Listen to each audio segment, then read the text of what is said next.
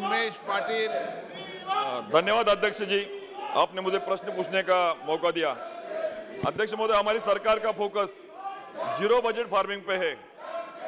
ईट organic, B dynamic का नारा भी सरकार ने दिया हुआ है। गंगा नदी के किनारे खेती करने वाले किसानों की आय दोगुनी करने के लिए एक गंगा ऑर्गेनिक फार्मिंग की क्लस्टर की योजना बजट में डिक्लेयर हुई है। अध्यक्ष महोदय, मेरा मंत्री जी से ये प्रश्न है, क्या सरकार गंगा की तरह मेरे जलगांव जिले में गिरना नदी जो है उससे वहां भी जल प्रदूषण बहुत है, कि उसके लिए ऑर्गेनिक कॉरिडोर करने की कुछ योजना बनाएगी क्या? अध्यक्ष महोदय। माननीय अध्यक्ष जी, माननीय सदस्य ने बहुत अच्छा सवाल पूछा है।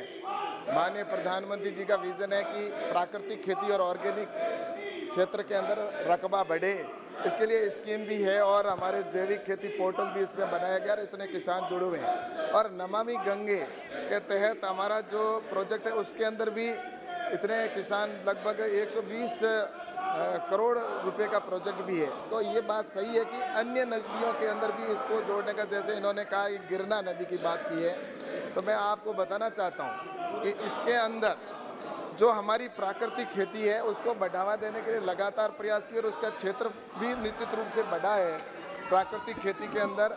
और लगभग 38.19 लाख हेक्टेयर के अंदर देश भर में प्राकृतिक खेती की खेती होती है, और जिसमें हमारे परंपरागत कृषि विकास योजना है और इसके साथ ही प्राकृतिक कृषि पद्धति को और भारतीय कृषि खेती को भी हम बढ़ावा दे रहे हैं।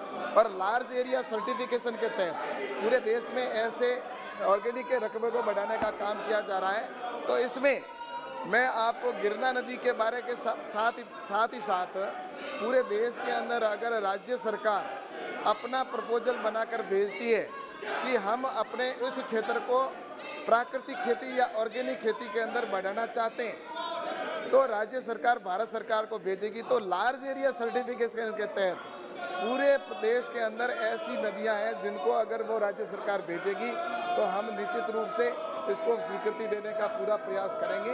और सिर्फ ये नदी नहीं, मेरा सभी सांसद जो हैं उनसे भी कहना चाहूँगा और राज्य सरकारों से भी कि प्राकृतिक खेती को बढ़ावा देने के लिए भारत सरकार ने कई ऐसे महत्वपूर्ण कदम उठाए, तो उसमें कोई भी राज्य सरकार अगर वहाँ से अपने प्रपोजल भेजेगी तो भारत सरकार इसकी परमिशन देगी।